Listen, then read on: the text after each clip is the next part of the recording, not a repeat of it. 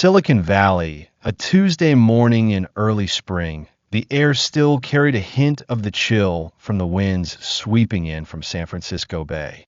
The gleaming glass building of Syntec, a tech giant specializing in artificial intelligence, stood tall in the heart of the valley like a symbol of innovation, or at least that's what they wanted the world to believe. Inside, the white light from rows of modern LED lamps shone down on the polished marble floors, reflecting the hurried footsteps of engineers, managers, and interns all immersed in the whirlwind of ambition and deadlines. On the seventh floor, in a corner of the open plan office with long rows of desks and flickering computer screens, Maya Johnson sat quietly, her slender hands moving quickly across the keyboard. She wore a light gray sweater, her naturally curly hair pulled back neatly, her deep brown eyes reflecting absolute concentration. At 28, Maya was a talented software engineer, no. More than that, she was a star, even if no one here acknowledged it. Maya grew up in Oakland, less than an hour's drive from Silicon Valley. But the distance was more than just geographical, it was a whole world. Her mother, Teresa, had worked 12 hours a day in a food packaging factory to raise her and her older brother, while her father had died early from a stroke when she was only 8. From a young age, Maya had learned to turn limitations into motivation.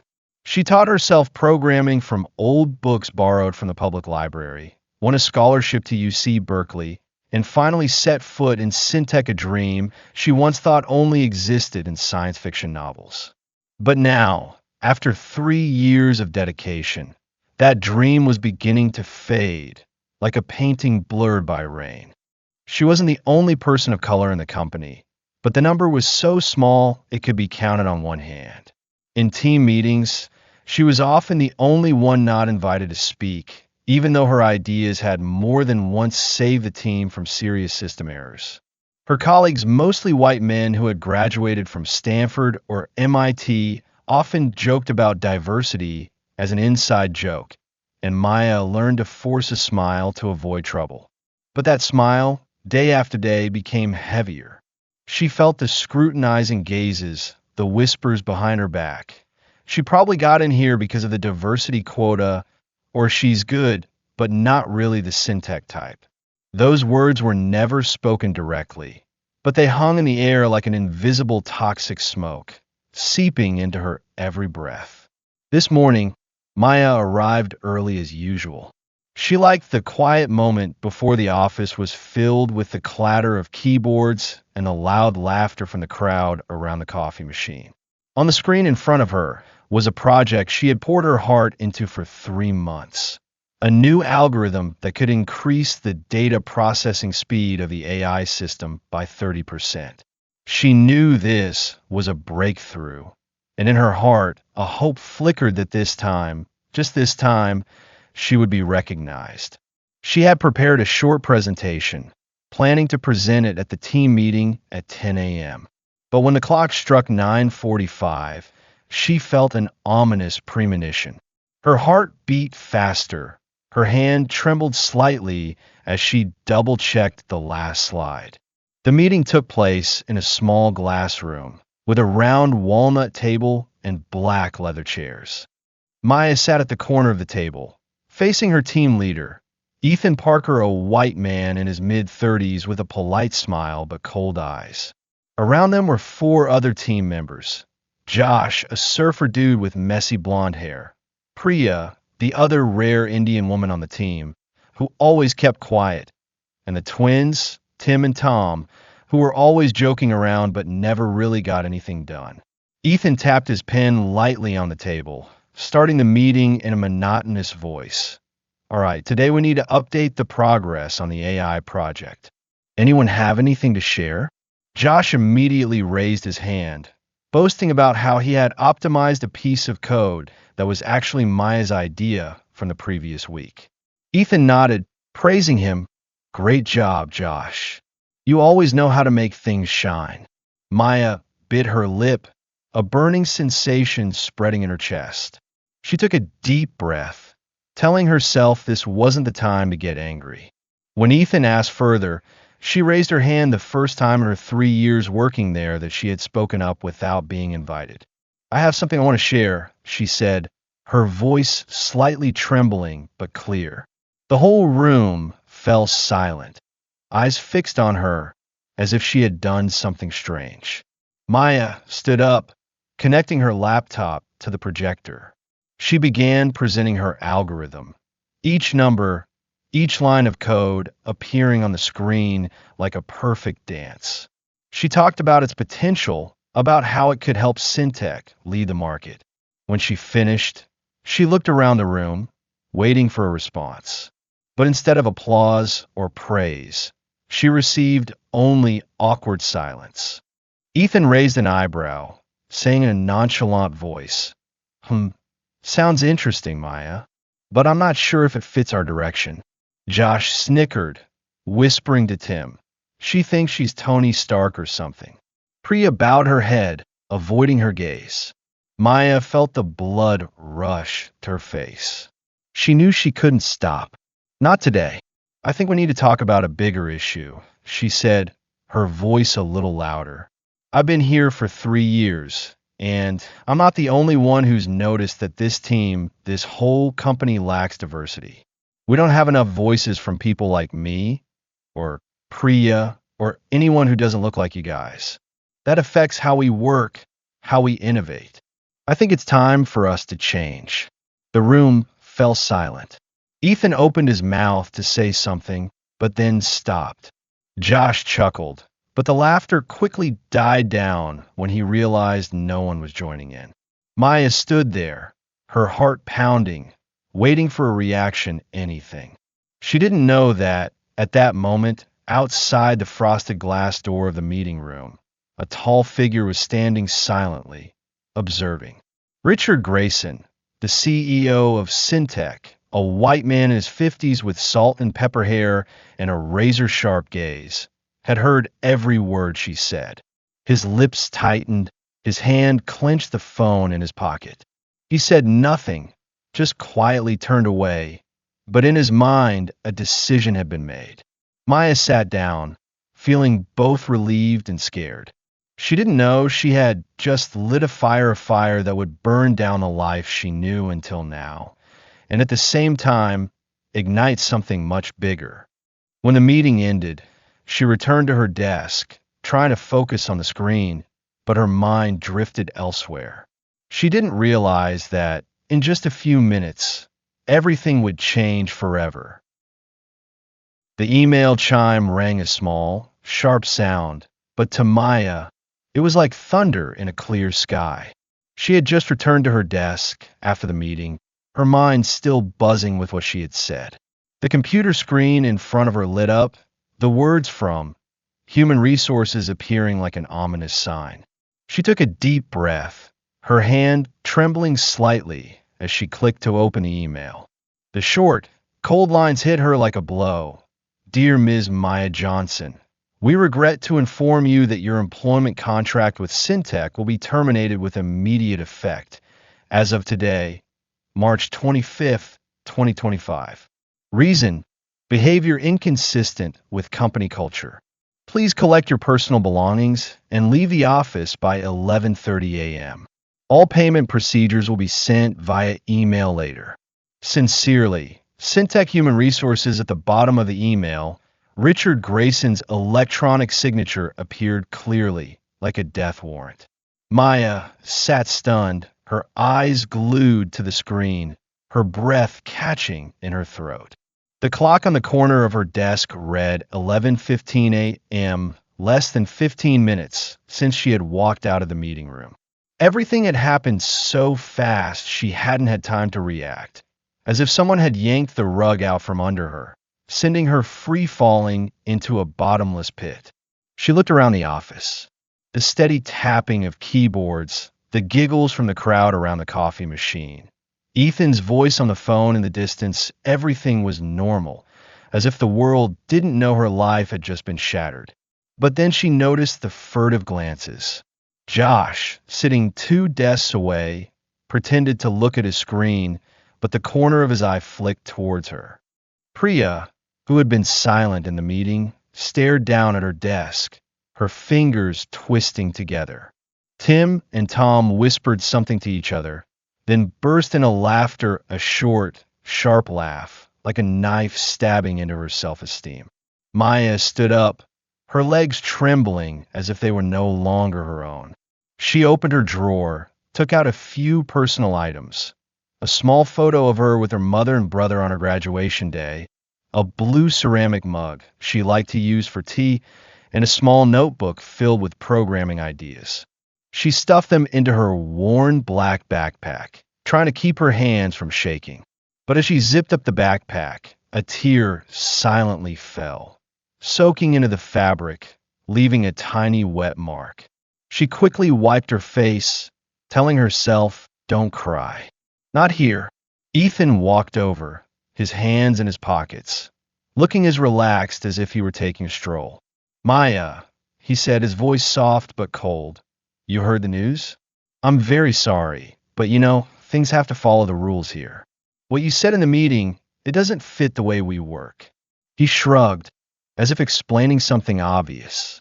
Maya looked straight into his eyes, wanting to scream, wanting to ask why he hadn't stood up for her, even once.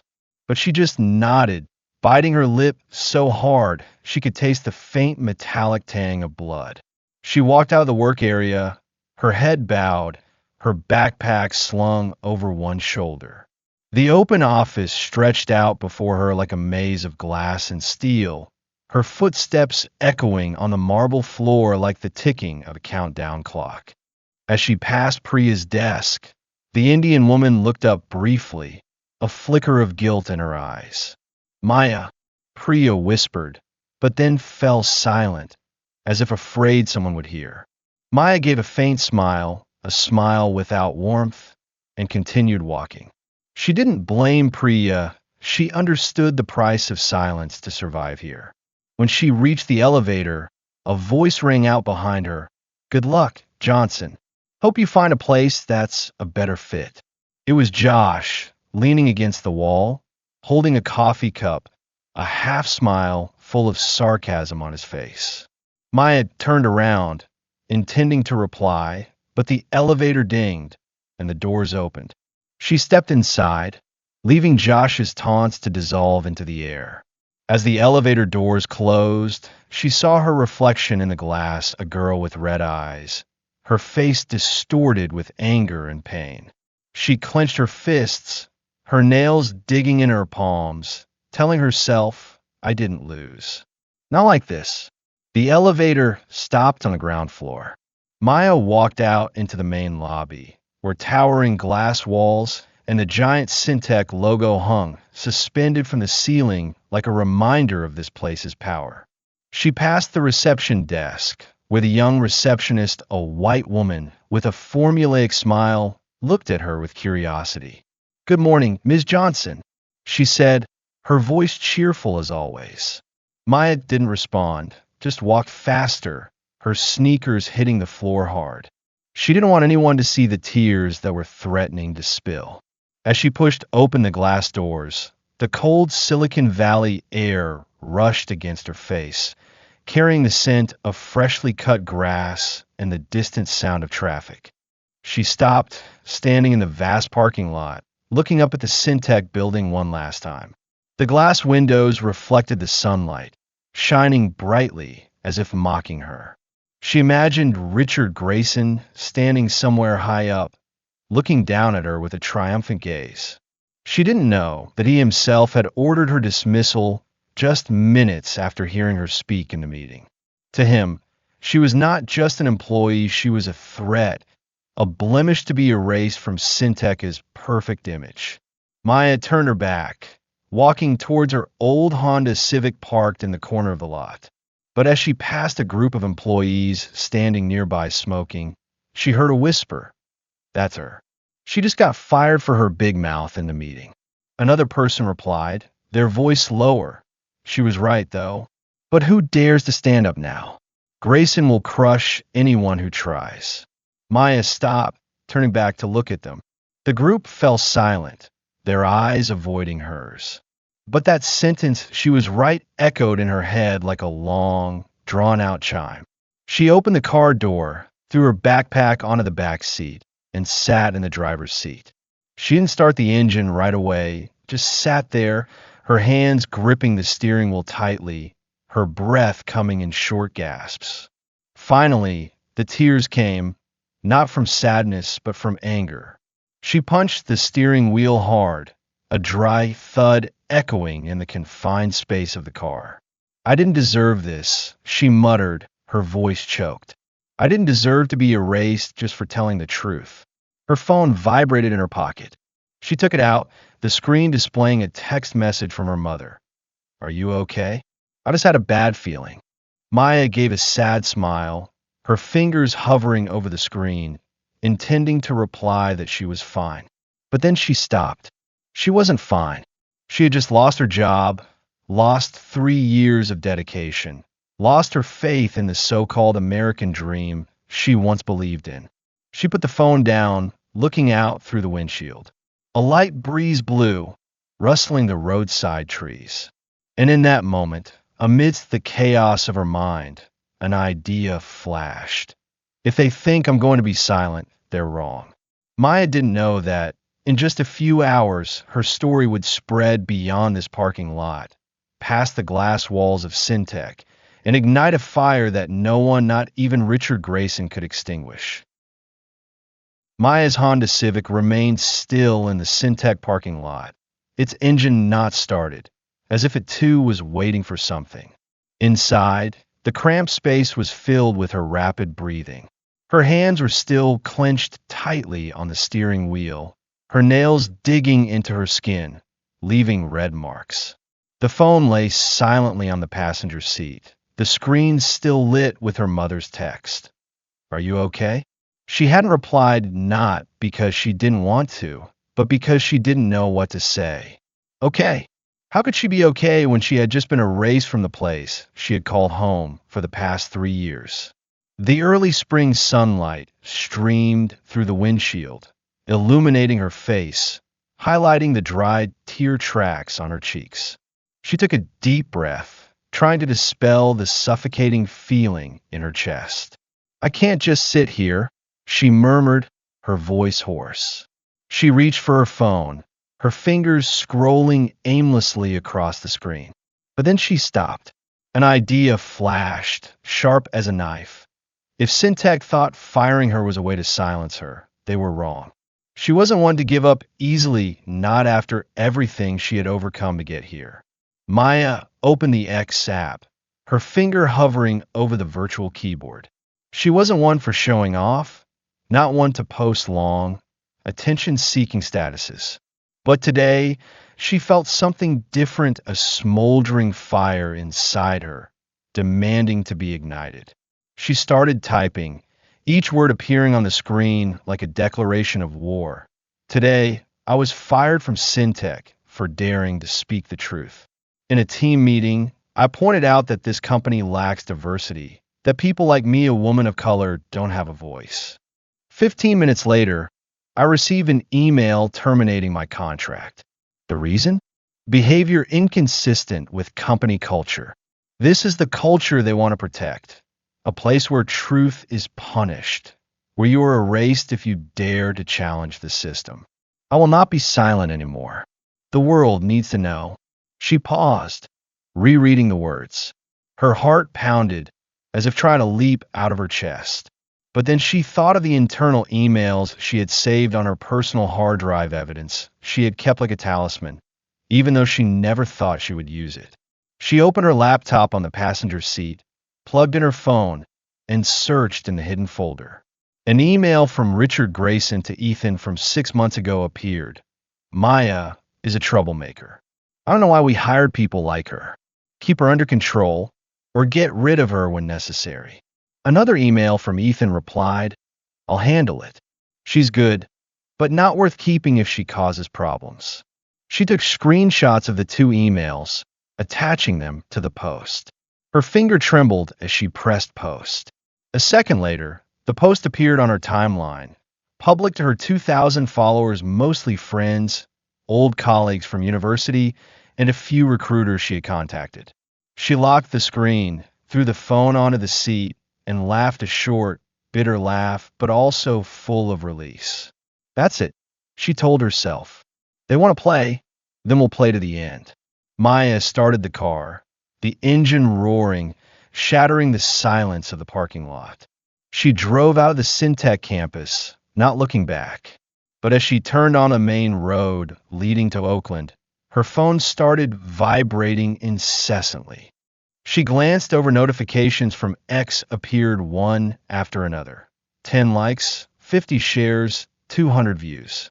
She frowned, thinking it was probably her friends reacting. But the numbers didn't stop. When she stopped at a red light, she picked up her phone and was stunned. Her post had surpassed 1,000 shares in less than 20 minutes. Comments flooded in. This is the dirty truth of Silicon Valley. She's so brave. Syntec needs to be exposed. She scrolled down, her heart racing faster. An account with a blue check mark belonging to a famous tech journalist had shared her post with the caption, "Another story about discrimination in the tech industry." Maya Johnson, you're not alone. Before she could process what was happening, a new message appeared from a strange number. Hi Maya, I'm Jamal Carter, used to work at Syntec and was also fired for a similar reason 2 years ago. I lead an activist group in the Bay Area, and we want to meet you. Is today possible? Maya read the message, her mind spinning. Jamal Carter, the name, sounded familiar. She remembered. He was a black engineer who had caused a stir when he left Syntec, accusing the company of racism, but no one had believed him. Now he was contacting her right after her post. She replied quickly, I'm free. Where can we meet? The message replied instantly. 2 p.m. in front of Syntec headquarters. We're organizing a protest, and we want you to lead it. She looked at the clock. 1:15 p.m. Syntec headquarters was only a 10-minute drive away. She put the phone down, her hands gripping the steering wheel tightly, her mind in turmoil. Let a protest? She had never done anything like that. Growing up in Oakland, she had seen marches pass by her window, angry crowds demanding justice after police violence, the shouts echoing through the poor streets.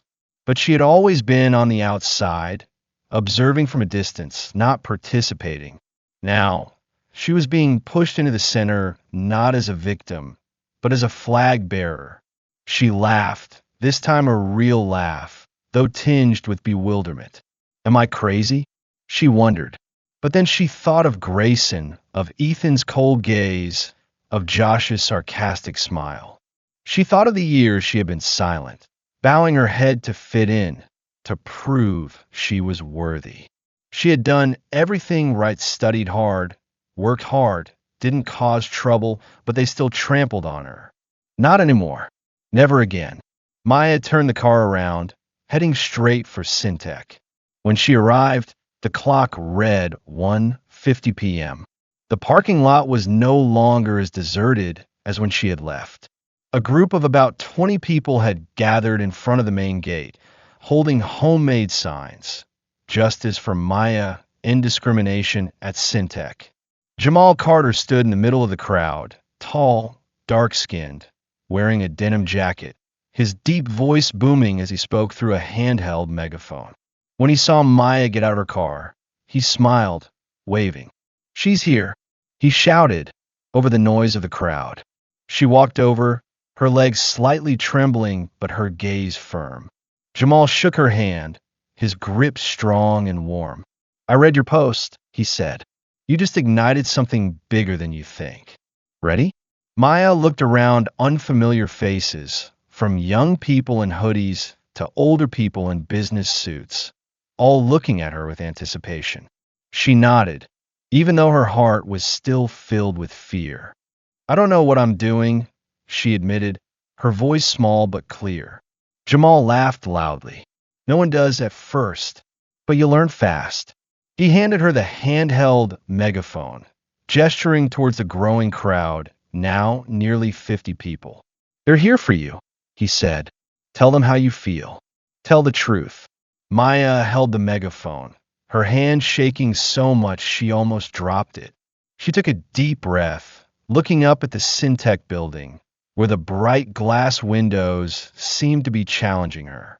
She didn't know that, from the 10th floor, Richard Grayson was looking down, his eyes narrowed into slits, his hand clenched white-knuckled. Hello, everyone, she began, her voice trembling. I'm Maya Johnson. Today, I was fired for daring to say that Syntec is not fair to people like me. But I'm not here to apologize. I'm here to demand justice not just for me, but for everyone who has been silenced, erased just because they are different. The crowd erupted, applause and shouts ringing out, drowning out the wind. Maya felt a jolt of electricity run down her spine. She was no longer the girl crying in her car. She was something bigger, a fire that had just been lit, and it was about to blaze. The crowd in front of Syntec headquarters grew larger by the minute, like a living wave washing over the once quiet parking lot. By 3 p.m., the number had exceeded 100 people, unfamiliar faces, from university students with heavy backpacks to office workers who had skipped their lunch break to join, and even older people with gray hair, holding homemade signs. The signs were held high overhead, words hastily written in black and red paint. Justice for Maya. Syntec, don't silence the truth. End racism in tech. The shouts rang out incessantly, mixing with the spring breeze blowing through Silicon Valley, carrying warmth and the scent of freshly cut grass. Maya stood in the center, the handheld megaphone clutched tightly in her hand, her voice trembling, but each word she uttered sharp as a knife. I worked at Syntec for 3 years, she said, her deep brown eyes scanning the crowd, searching for sympathetic gazes. 3 years of sweat and tears. But today, they fire me simply because I dare to say that this company doesn't make room for people like me, a woman of color. They thought they could erase me, but they were wrong. I'm not going anywhere. I'm here, with you, to reclaim what we deserve. The crowd erupted, applause and shouts resounding, drowning out the distant traffic on Highway 101. She felt her heart pounding, not with fear anymore, but with a newfound strength, like an electric current running down her spine. Jamal Carter stood beside her, tall in his faded denim jacket, his eyes shining with pride. He patted her shoulder, whispering over the noise, "You're doing great, Maya. They're listening to you." She nodded, though her mind was still reeling. Just hours before, she had been crying in her car. Now she stood here, leading a movement she had never imagined being a part of. But as she looked at the crowd, the diverse faces, from white to brown to Asian, she realized this wasn't just her story. It was the story of everyone who had been silenced, pushed to the sidelines. From the 10th floor of the Syntec building, Richard Grayson looked down through the thick glass. His eyes narrowed into deep slits on his gaunt face. His lips were pressed tightly together, his hands clenched into fists in his expensive suit pockets. He hadn't expected things to escalate this far. A small employee, a troublemaker he had easily disposed of, now stood down there, stirring up a whole crowd against him, against the empire he had built for 20 years. He turned to his assistant, a short man with round glasses, who was standing trembling in the corner of the room. "Call the police," Grayson growled. "I want this trash gone immediately." Below, the protest grew increasingly lively. A group of students started singing, their youthful voices echoing, "No justice, no peace." Others held up their phones, live-streaming videos, spreading images of Maya and the crowd on social media. Her initial post on X had now exceeded 50,000 shares, the hashtag Justice for Maya trending across America. But then, an unexpected event occurred, changing everything. A short beep sounded from Jamal's phone. He glanced down, frowned, then pulled Maya aside. "You need to see this," he said, his voice urgent. He handed her his phone. A video had just been posted on X with the title, Syntec CEO mocks black employee in private meeting. Maya pressed play, and Richard Grayson's image appeared on the screen. He was sitting in a meeting room, surrounded by white faces in tailored suits. He sneered, his tone arrogant. "Maya Johnson thinks she can change the whole system? People like her are only good at causing trouble. I told Ethan to get rid of her a long time ago." The video ended with laughter from those around him, like a fatal blow to Grayson's reputation. Maya stood frozen, her hand shaking so much she almost dropped the phone. "Who filmed this?" she asked, her voice hoarse. Jamal shrugged. "Probably a disgruntled employee. They sent it to a journalist, and now it's everywhere." She turned back to the crowd, raising the phone high. "Everyone listen to this," she shouted through the megaphone. "This is the proof Grayson himself admitting he hates me for who I am. He didn't just fire me. He wants to erase all of us." She played the video through the megaphone, and as Grayson's voice rang out, the crowd roared with anger. Shouts, curses, and chants of resign surged like a tidal wave. But that moment was quickly interrupted. From afar, police sirens wailed, tearing through the air. 3 patrol cars sped up, red and blue lights flashing, and stopped in front of Syntec's gate. 6 officers stepped out, dressed in black uniforms, their hands on their holsters, their cold eyes scanning the crowd.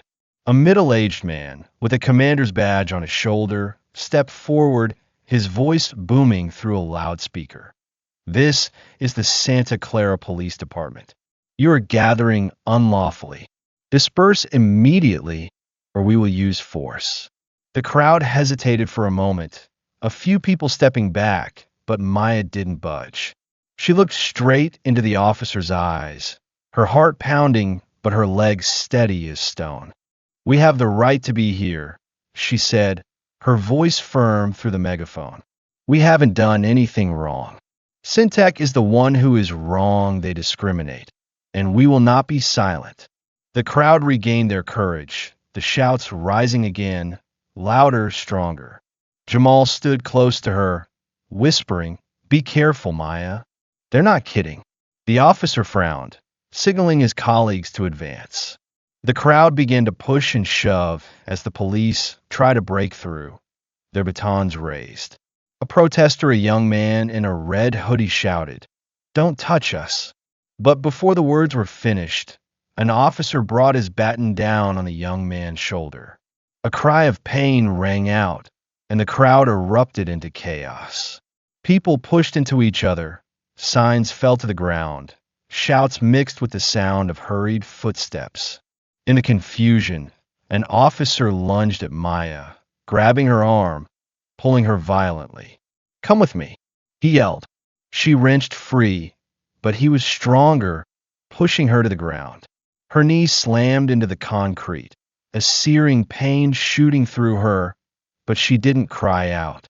The crowd roared with outrage as they saw her fall, phones held high, recording every second.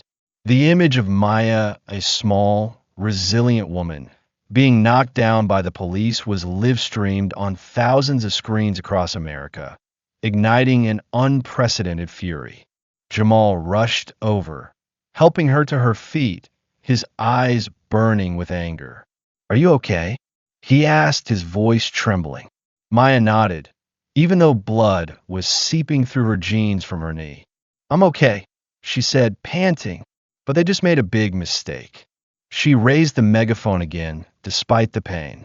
"Look at what they're doing to us," she shouted. "This is the true face of Syntec. They call the police instead of facing the truth." The crowd responded with a roar, some throwing water bottles at the police, escalating the tension further. From the 10th floor, Grayson looked down, his face pale. He hadn't expected the police to make the situation worse. He turned to his assistant, roaring, "Who ordered the attack?" I only said to disperse them, not to hit people." But the assistant didn't answer, just trembled. Pointing at his phone, the video of Maya falling had gone viral, with millions of views in just a few minutes. Grayson slammed his fist on the desk, a loud thud echoing in the silent room. He knew he had lost control, and perhaps his entire empire. Below, Maya stood firm, blood staining her pants, but her eyes blazing.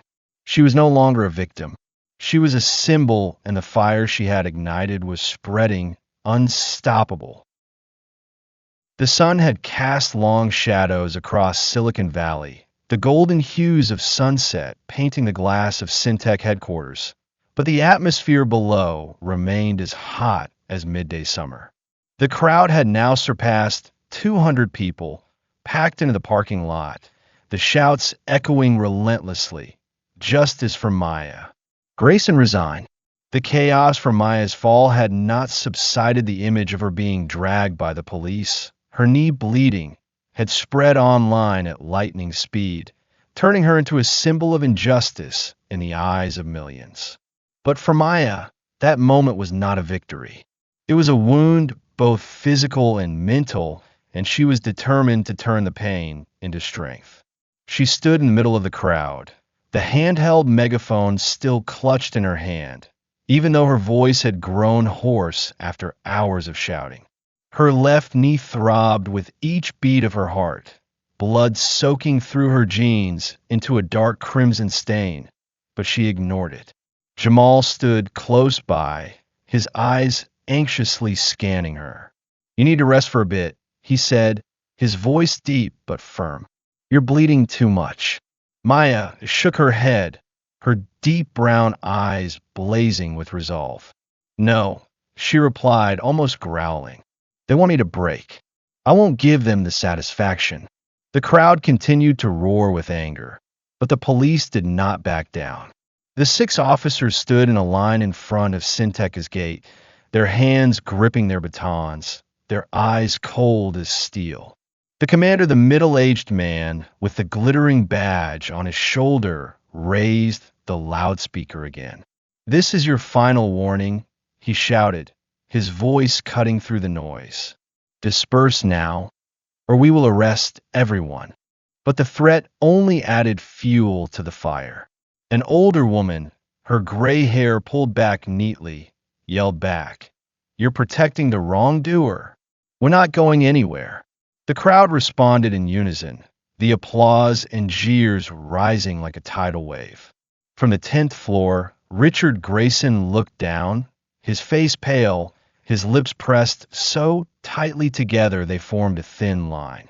He could no longer maintain his usual composure. His hands trembled as he gripped the edge of the table, his fingernails digging into the wood until they drew blood.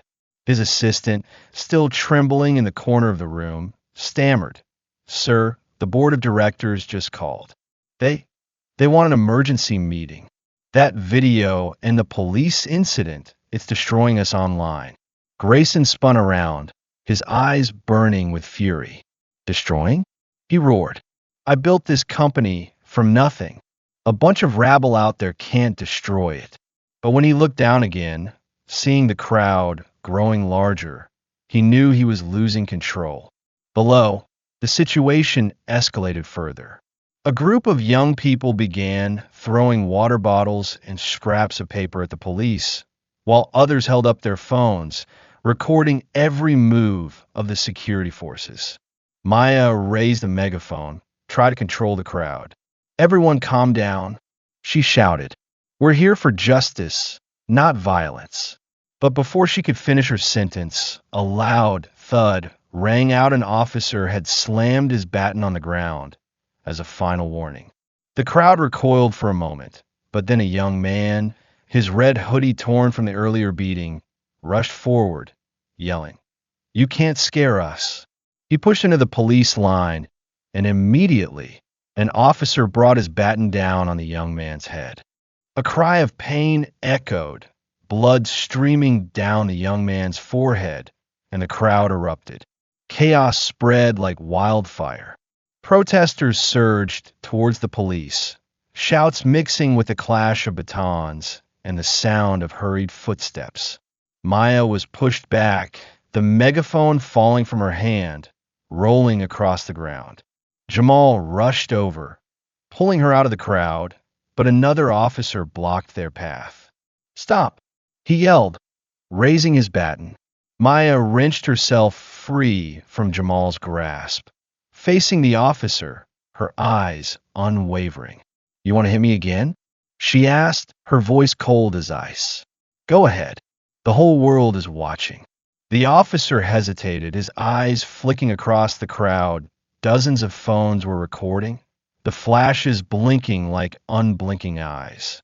But then, another sound cut through the tension, a piercing screech from the loudspeakers of the Syntec building. The crowd turned, and so did Maya. On the 10th floor balcony, Richard Grayson appeared, holding a microphone, his posture stiff in his expensive gray suit. The crowd fell silent for a moment, waiting. He looked down, his sharp eyes scanning each face, finally settling on Maya. "All of you," he shouted, his voice booming through the speakers. "You are destroying the company I built. Maya Johnson is a liar, a troublemaker who wants to ruin everything. She doesn't deserve to be here." His words were like a gunshot. The crowd roared with outrage, the jeers rising louder than ever. "The liar is you," someone shouted back. "Resign," another yelled.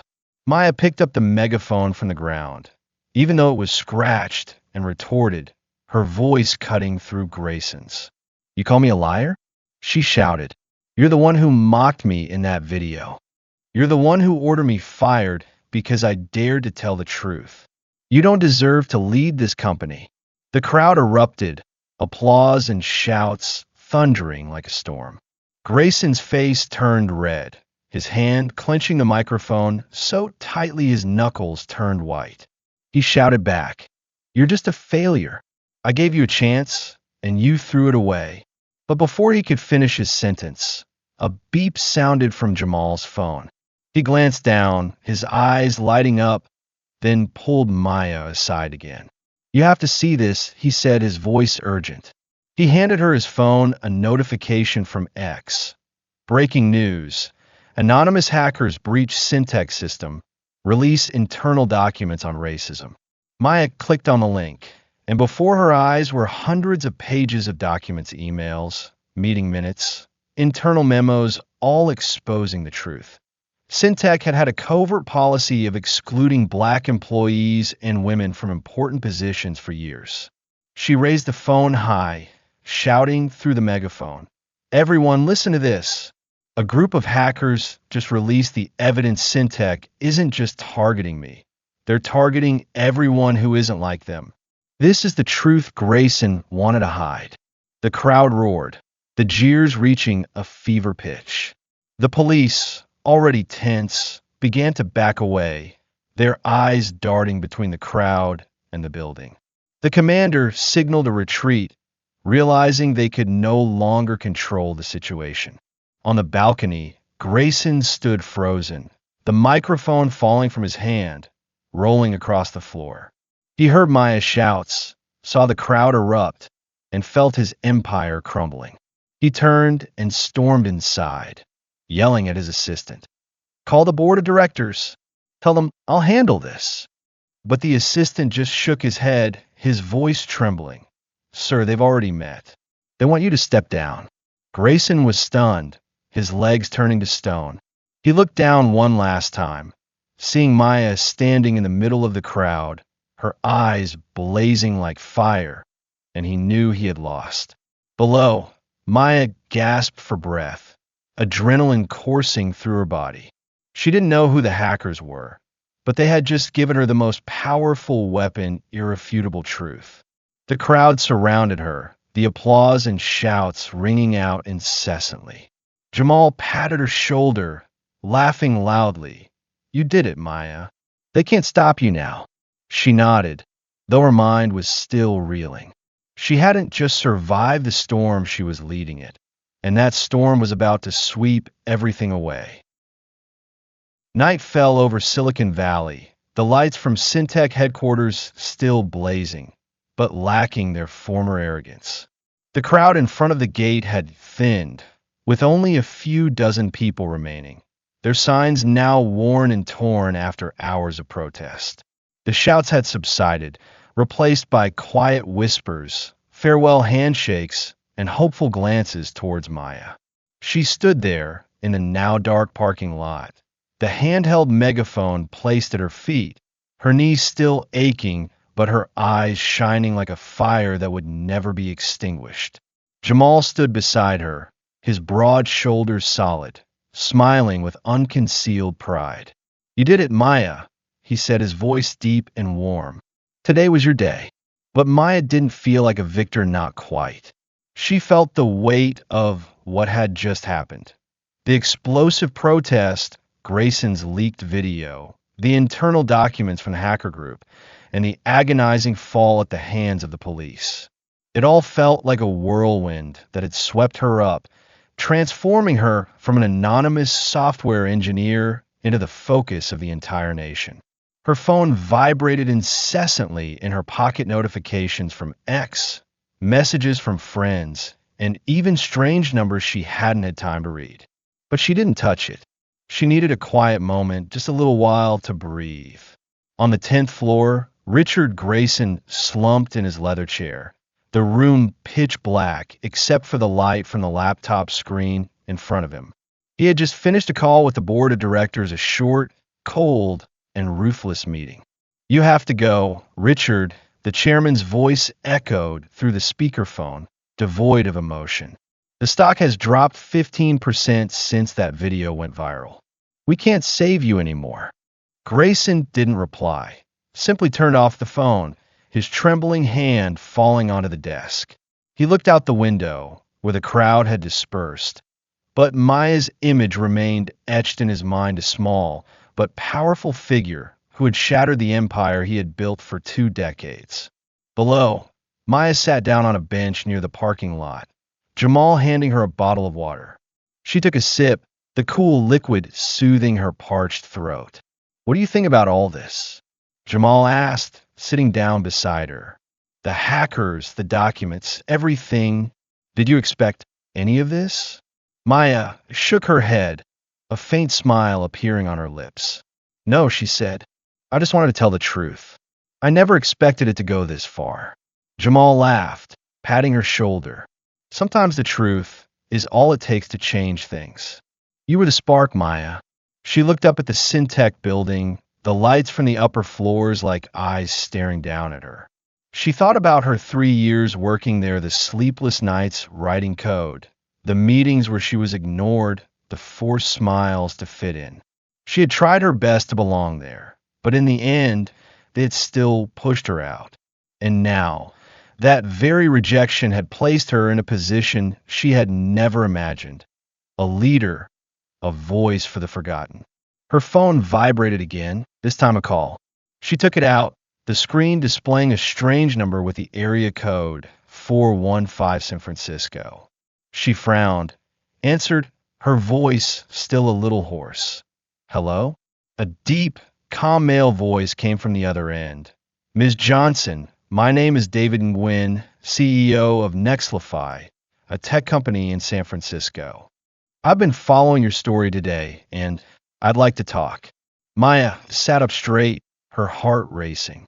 Nexlify, the name, was familiar, a major competitor of Syntec, known for its innovative and open culture. "Yes," she replied, trying to keep her voice steady. "I'm listening."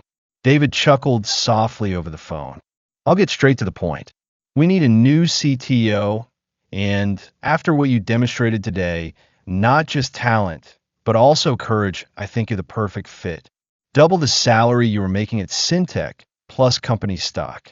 What do you say?" Maya was stunned, her hand gripping the phone so tightly her knuckles turned white.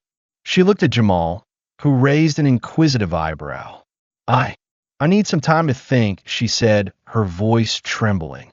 David replied immediately, "Of course. But I want to add one more thing. We've been watching you for a while. Today, you weren't just a good engineer, you were a true leader. Please consider it. The call ended, and Maya dropped the phone onto her lap, her mind spinning. Jamal tilted his head, asking, "Who was that? Bad news?" She shook her head, bursting into laughter, a real laugh, the first one of the day. "No," she said. "They just offered me the CTO position at Nextlify. Double my old salary." Jamal whistled, his eyes wide. "Are you kidding me? That's the best twist of the day." She laughed even harder, but inside, she felt something deeper, not just joy, but the recognition she had never received at Syntech. She stood up, even though her knees still throbbed.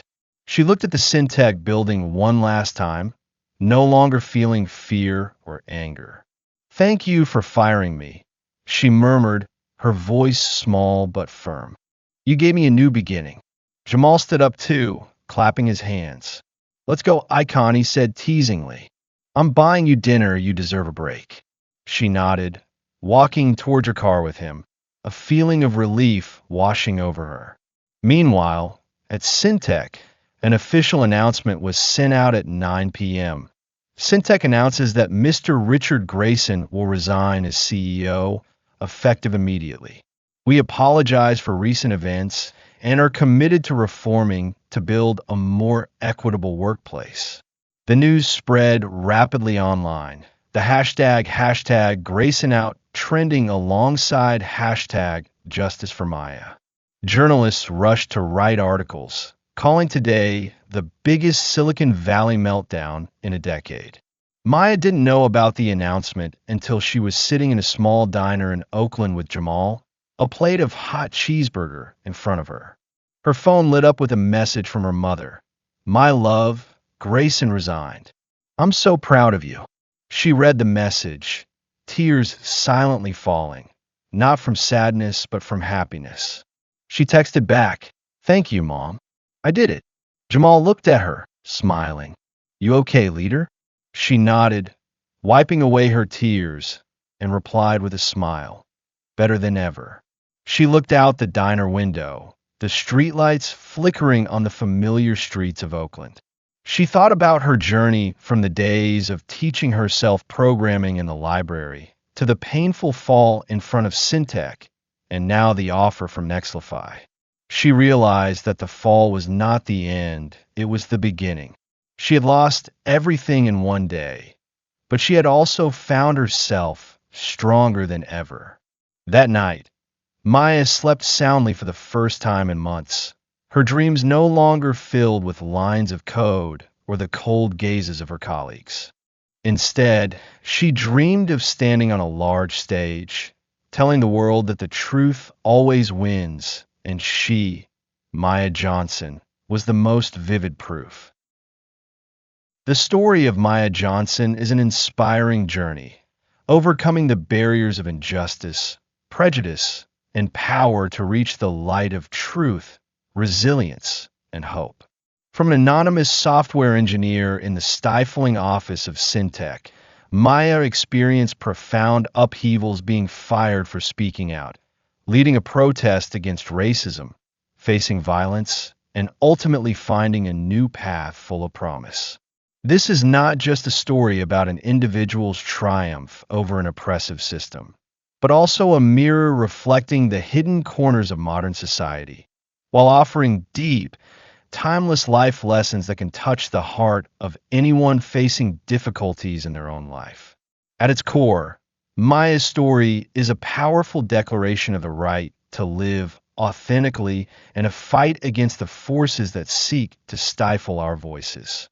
Maya begins as a woman of color living in silence, accepting subtle injustices to maintain her place in an unwelcoming environment.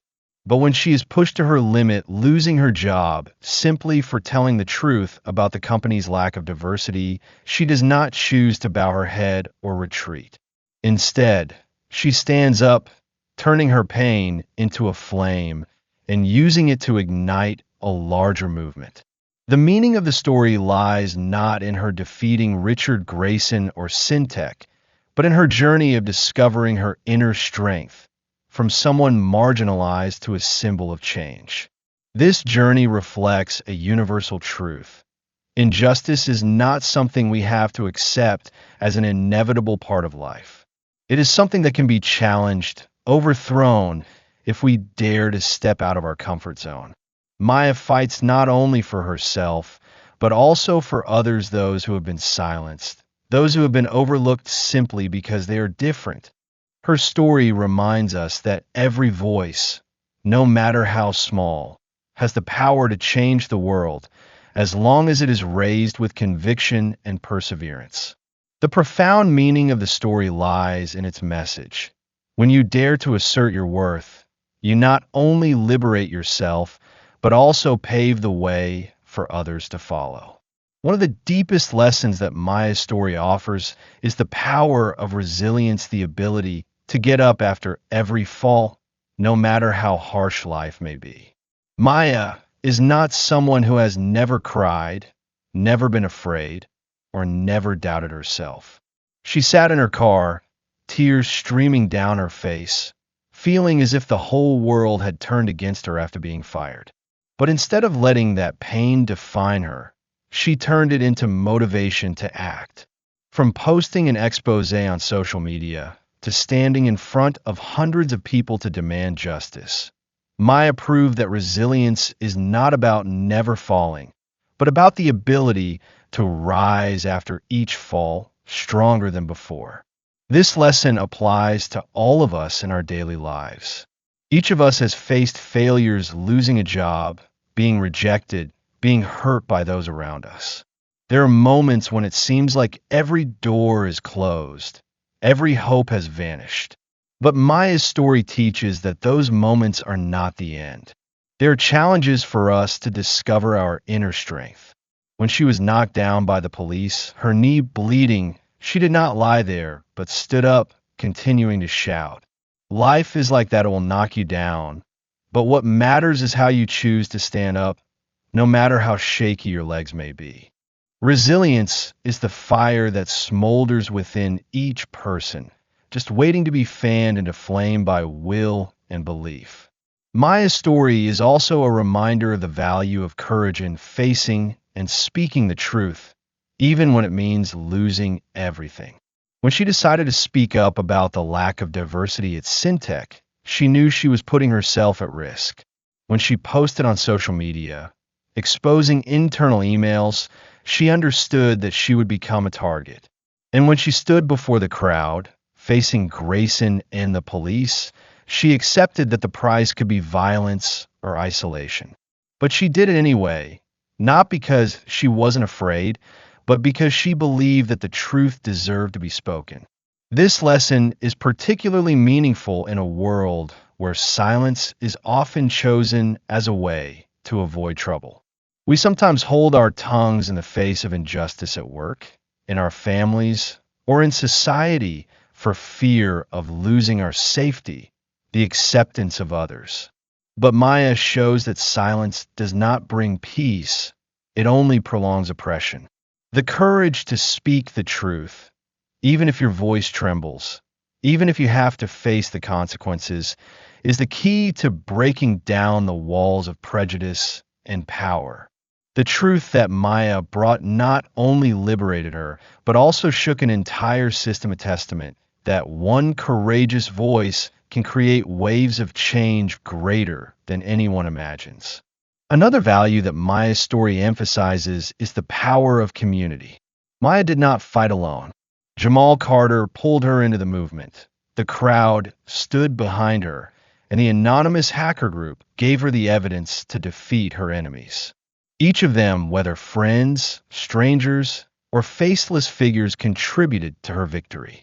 Without them, Maya might have faltered midway, overwhelmed by isolation and pressure from Syntech. But it was that support that lifted her up, turning her individual voice into a collective movement. The lesson here is no one succeeds alone in life. We need the people around us, family, friends, colleagues, or even strangers who share our ideals to overcome the greatest challenges. Maya's story reminds us that when you dare to stand up, there will always be hands ready to support you. whether you realize it or not. At the same time, it encourages us to be those supporters for others like how Jamal and the crowd were for Maya. The strength of community lies not only in numbers, but in solidarity and the belief that each person can make a difference. Finally, Maya's story offers a hopeful lesson. Failure is not the end, but a turning point leading to greater opportunities. Being fired from Syntech was a heavy blow to Maya's self-esteem, but without that blow, she would never have stepped out of her shell to become a leader, never received the offer from Nexlify for the CTO position with double the salary. Failure, in Maya's case, was not a loss, but a door closed to force her to find a new path, a path better than she had ever dreamed. Life often works this way. Failures, losing a job, breakups, or shattered dreams can make us feel like everything is over. But Maya's story teaches that those moments are opportunities to redefine ourselves. When she lost her job at Syntech, she found a stronger version of herself, someone who was not just an engineer, but a leader, a symbol. The lesson for us is don't be afraid of failure, because sometimes what you lose is the key to unlocking something greater. Life doesn't take without giving back. You just need to be patient and courageous enough to receive it. The story of Maya Johnson is a symphony of resilience, courage, community, and hope. It shows that injustice is not destiny, that each of us has the power to change our circumstances, and that failure is just a stepping stone to greater victories. The meaning of the story lies not only in the happy ending Grace and resigning, Maya finding a new opportunity, but in the journey she took to get there, a journey filled with tears, blood, and ultimately light. The lessons for Maya are a guiding light for anyone feeling lost. Be resilient, be courageous, believe in community, and see failure as a new beginning. Life does not promise to be easy, but it always has room for those who dare to fight, and Maya is the most vivid proof of that.